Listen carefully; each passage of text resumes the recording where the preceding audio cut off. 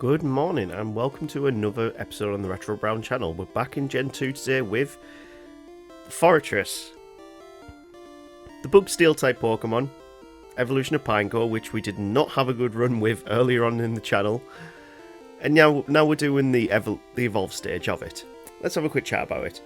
It's got a decent base stat total of 465, HP 75, special attack, special defense at 60, speed at 40, which will not be helpful, but we have a whopping 90 in attack and 140 in defense.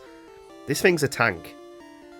Oh, well, it would be if we had decent special defense and we had good typing. Bug Steel has some very glaring issues, and the biggest glaring issue of that is going to be the fact we're 4 times weak to fire type Pokemon.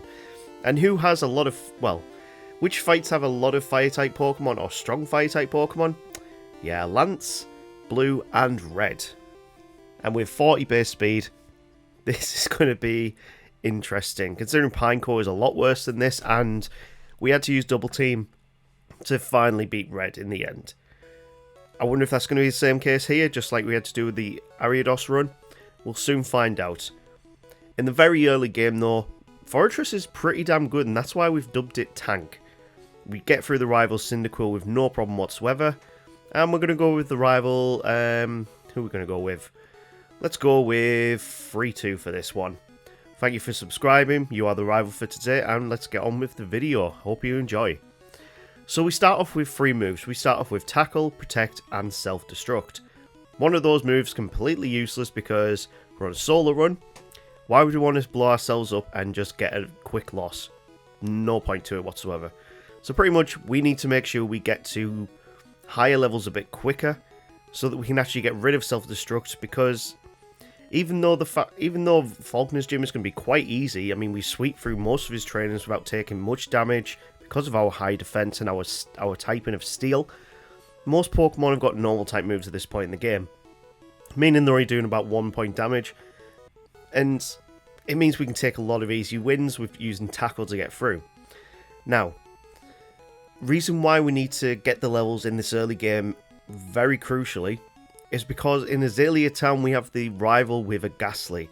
Now we can't hit that Ghastly with any of our level up moves or any of the TMs that we can learn up until that point. Meaning, when we finally get to it, it's going to be a struggle strat.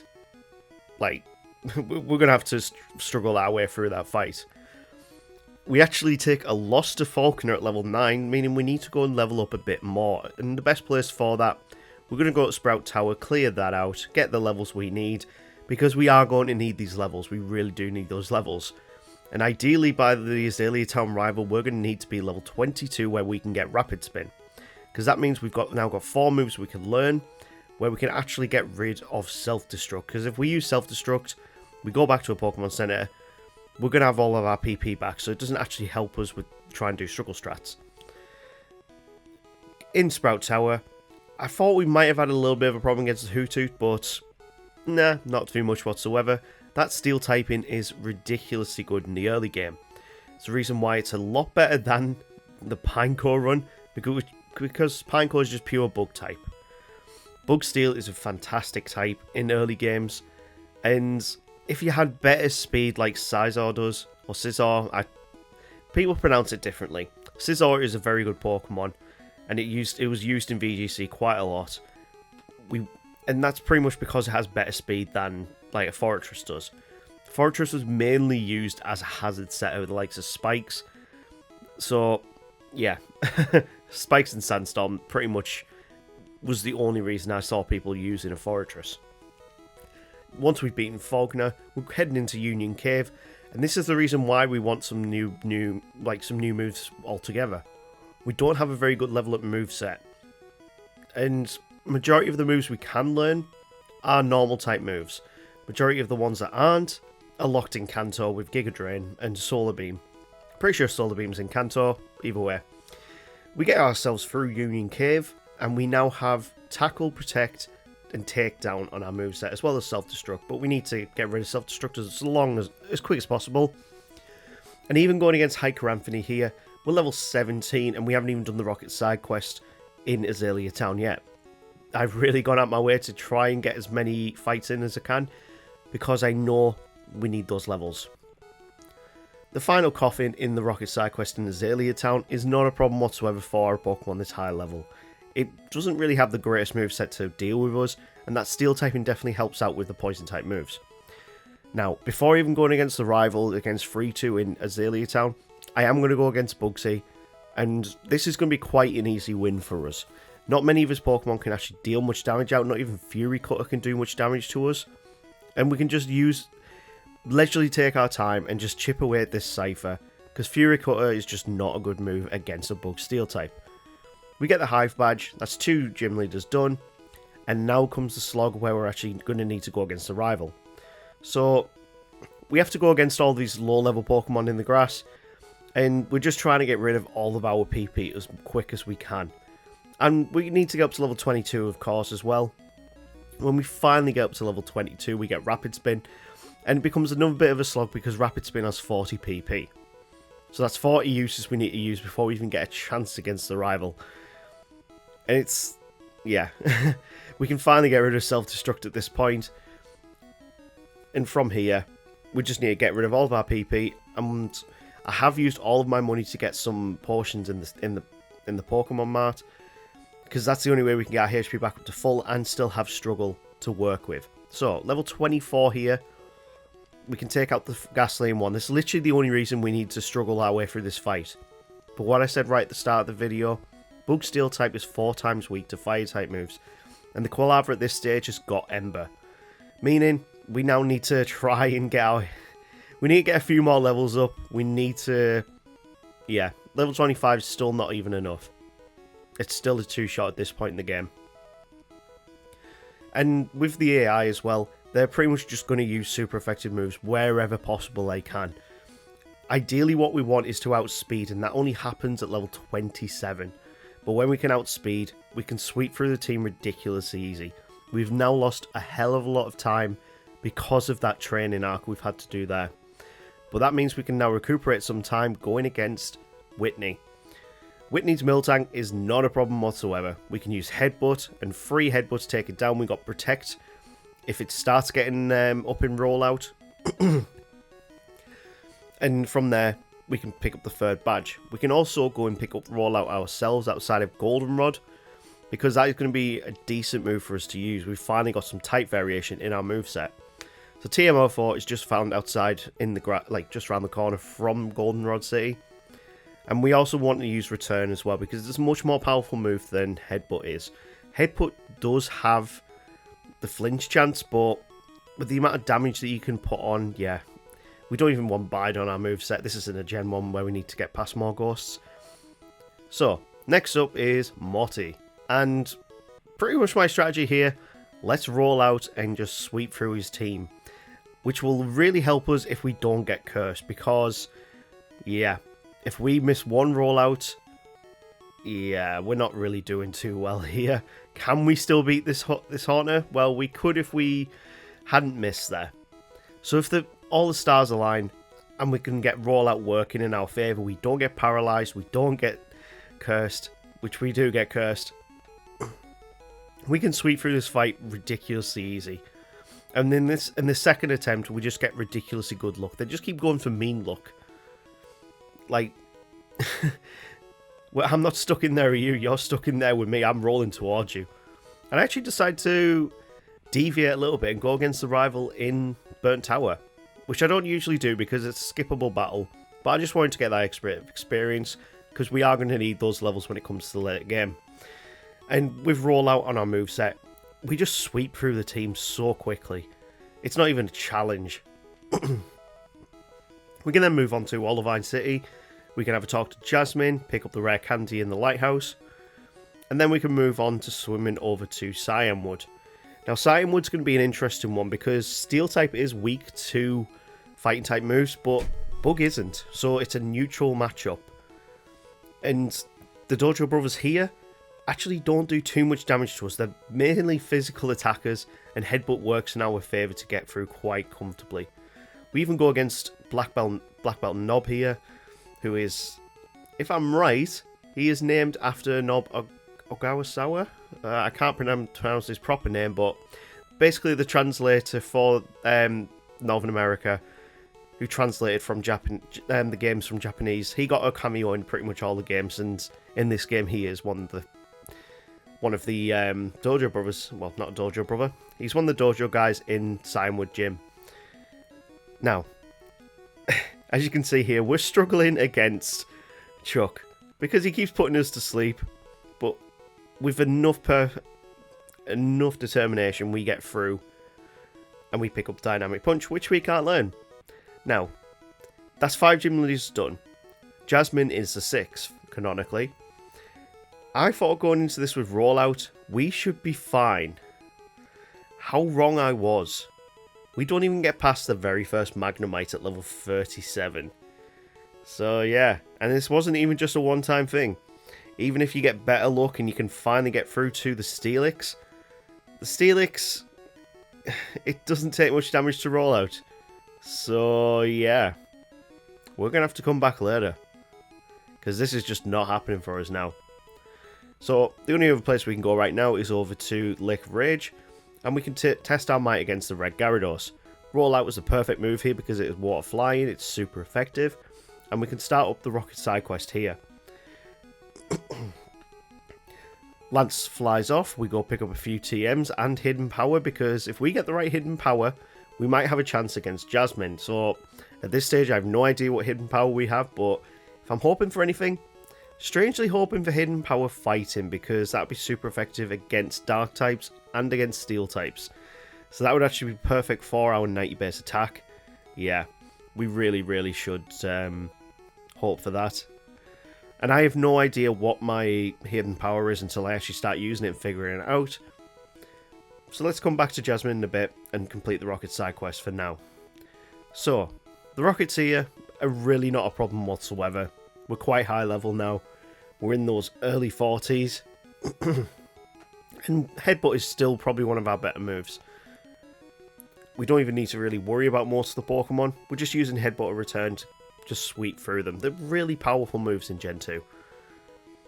So, once we've beaten the Rockets here, we go and murder a couple of Electrodes. We'll go against Price. Price should be quite easy, considering we have Rollouts and most of his Pokemon are weak to Rollout or neutral to it. Yeah, we should do quite well in this fight. Dugong goes down to a 3rd turn Rollout, and then Piloswine goes down to the 4th. Very easy fight. We're just going there for the experience and the badge. And it's annoying we can't learn Icy Wind, because that would be so helpful, really. But that leaves us with only one gym leader we can do before we actually need to go and do the Rocket side quest and complete that.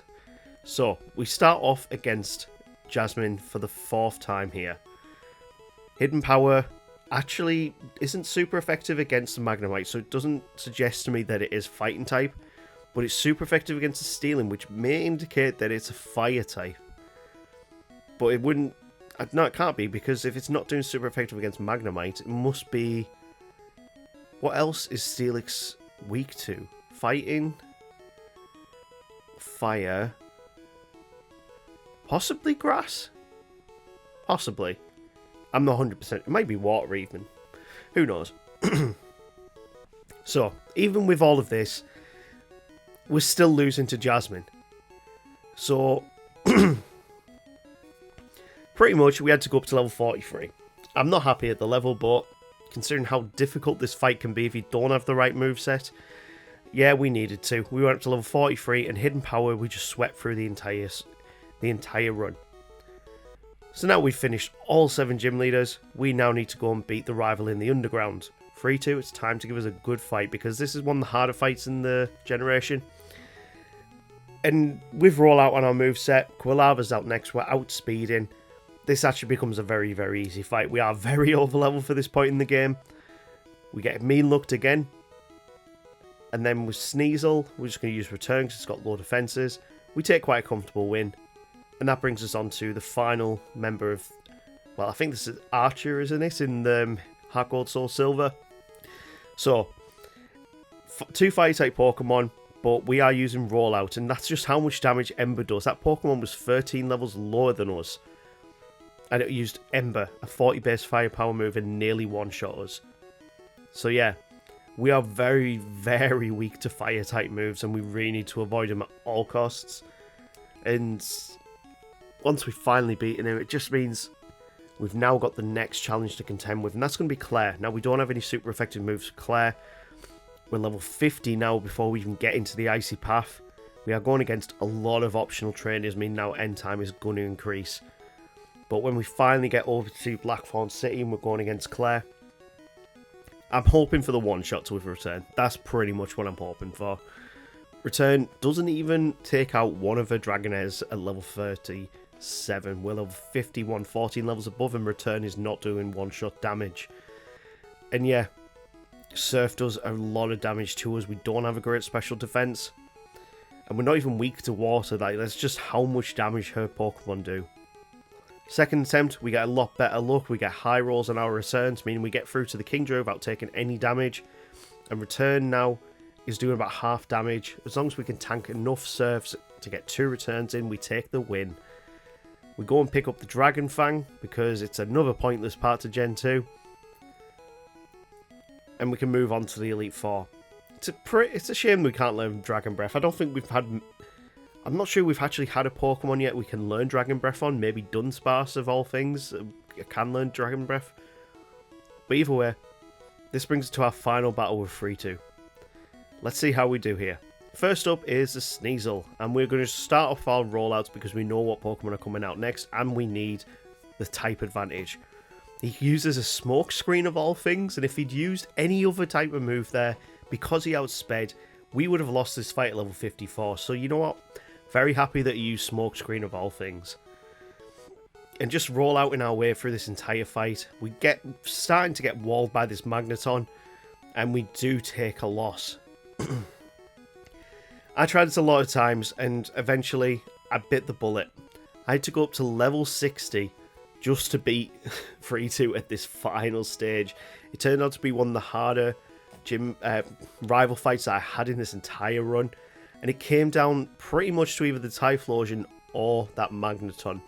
Magneton getting that Steel typing in Gen 2 really did it wonders, because in Gen 1 being an Electric type, they're really nothing to shout about, but that Steel type just gives them such an advantage over so many Pokemon. It becomes so viable.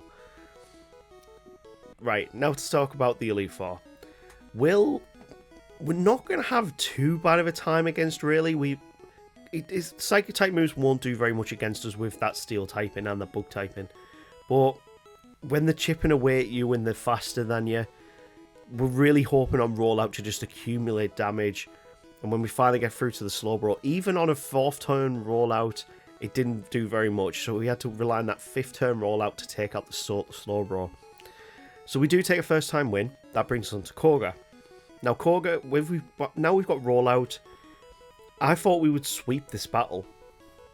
And that's not the case. It's Forretress itself. That's a 4th turn rollout. And Forretress managed to tank it. That's how bulky this Pokemon is physically defensive wise. But once you can get through those Pokemon, it becomes quite an easy fight, really. I kind of built that up to being a bit more difficult than it was. Either way, it wasn't too much. That brings us on to Bruno. Now, I'm actually kind of scared for Bruno. Even though we're not resistant to his fighting type Pokemon, he's got some aces up his sleeve. But thankfully, with our level, we actually do outspeed quite a lot of Pokemon. We're hoping for him not to use Cross Chop, but he does. It doesn't do too much, and we can get through to the Onix, use Hidden Power, and it's super effective. I still don't know what that Hidden Power is. It must be Grass or Water, one of the two. Now, Karen. I'm really hoping... It's definitely not Hidden Power Fighting, because that's not super effective there. So it must be Hidden Power Water or Hidden Power Grass. We take out his Umbreon, her Umbreon with not too much problem, but then we have another problem to contend with, and that is Houndoom.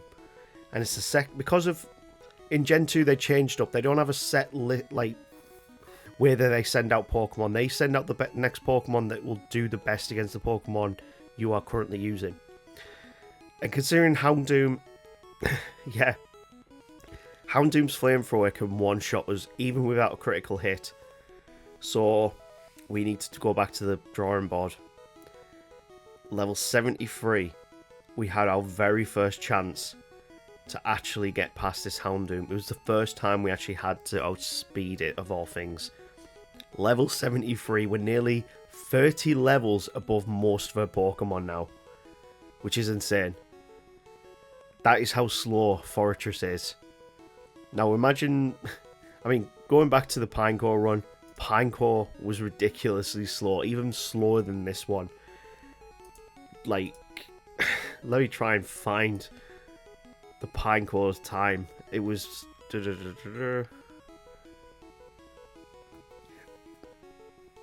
Anyway, talking about Lance while I'm finding this. Lance is actually one of the easiest gym leaders for us, Elite Four members for us, because he is more unlikely a flying type like challenge than he is anything. It's really a very easy fight, especially considering like we struggled so much against some of the other Elite Four members. Yeah, I'm honestly really surprised we managed to do that, considering he has a Charizard as well. We managed to finish at 5 hours 47 minutes at level 74, which is honestly, well, yeah, it's not bad at all. But Pinecore finished the game at 7 hours 7 minutes at level 80, and it needed double team to beat Red at level 100. Now, going against... there we go. Blue's Arcanine level 58 is just too much for us. One Flamethrower takes us down again. This is why Bug Steel is such a bad type. Basically, we had to go up into the level 80s, 85, just to get a chance to hit past that Arcanine. And using Rollout, we can start setting up for the rest of the fight. He wastes all of his full restores on his Gyarados, who is weak to Rollout. Executor goes down to the 4th turn Rollout, and Alakazam goes down to the 5th. That just leaves one Pokemon, which is the Rhydon. Now, I've still got Hidden Power here, and I have determined it pretty much is Hidden Power Water. We take a win at level 85. I'm really hoping we don't have to be level 100 to beat Red here. Let's see how we do. So we've changed up the moveset a little bit, and straight away we get shat on by this Pikachu. It uses Charm on us, reducing our attack, and we are a physical attacking Pokemon. So yeah, we are just going to get decimated here by his entire team. And the worst thing about it, Charizard outspeeds. Of course it outspeeds, it's a second tier evolution, and it's quite a fast Pokemon. Basically, nothing I could do, no matter what level I went up to, no matter what moveset I tried out, there was nothing I could do here to just get past these Pokemon. The first two Pokemon are kind of easy. And you've got rest on your moveset, it's fine. But Charizard, even at level 100, is a one-shot with Flamethrower. That 4 times weakness, it just destroys us. And I'm showing you here, I've tried this at multiple levels, going all the way up. We tried it at level 85, we tried it at level 91, we tried it at level 96. And we're trying it at level 100 without double team. We're trying curse strats of all things as well, but it just doesn't work in our favour. Nothing we did worked in our favour. It didn't matter how high we put our attack and our defence, it all came down to speed. We cannot outspeed, we cannot get past that Charizard. So what else can we do? Level 100. And I'm going to show you this attempt as when Curse actually works in your favour, because the Pikachu really took a dump on us there. So when we actually use Rest and Curse at the right times, and we fully get set up, yeah, even with this, it's still not going to work. And there's not even anything on our moveset that can change this. Rock Smash would not help. Sunny Day Solar Beam would not help. Sandstorm may help, but not all too much. As soon as Flamethrower hits, that's it. Your Forretress is going down in one shot. There's nothing much else we can do. So even though we can set up all of these things, I mean, even if we got the likes of Agility or I can't remember if rapid spin increases your speed. There's just nothing on our moveset in this generation that can work. The only way this becomes possible is unfortunately to go to double team strats, which immediately will put our Forretress into that F tier. Well, E, F tier, one of the two. Because it actually can complete the game with double team. So yeah, it'll be in the E tier. No matter what we do. This is what we have to do. Double team is going to be the only way we can get past this team. So, now we've finally set up with Curse on this attempt. Let me show you how futile this attempt is as soon as that. I mean, he sets up Sunny Day as well, of all things. Come on, guys. One flamethrower, just it's not even a critical hit. So yeah, here is the first attempt with double team. And this is why it is so broken. Completely set up our double teams. We can rest up to get our, the paralysis off us, get our HP back. And from here, the Pikachu should not hit us whatsoever. Meaning we are free to set up our curses and get our attack as high as possible. This feels dirty. He actually gets a couple of Thunderbolts in, actually. And then the Charm of all things. So, I mean, we need to go and curse up a little bit more. But yeah, when we are finally set up, you will see how broken double team is. And why I don't like using it. And why a Pokemon that has to rely on it just to complete this game on its own is an immediate E tier Pokemon. Flamethrower misses and return one-shots. Snorlax, it's a one-shot with return as well. This was the very first attempt I used double team on. This is why it's broken. This is why solo runners don't like using it. Because it's just too broken. And I'm, with a really heavy heart, Forretress has completed Pokemon Gold. I'm going to go put my head in the Tree of Shame, and we'll have a look at our stats. Rest, Return, Curse, and Double Team. We did this at a time of 7 hours, 18 minutes. So it's definitely a lot quicker than Pineco.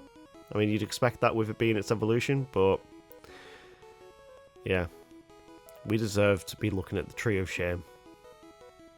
And I'm sorry it came to this. But let's have a look at what we can do on the next wheel. Blossom is up first. And I haven't used Blossom in a very long time, so that could be interesting. Next up is Murkrow. Murkrow, get in. Yes. Oh, I've been waiting for Murkrow to come up on the wheel. And last up was Legend. We've just done Lady Bar recently. No, we are doing a Murkrow run in the next video. That's, yeah, I'm happy for that one. If you got to this point in the video, please throw me a subscribe, throw me a like, you legends. And we will see you next time with a solo Murkrow run. Take care.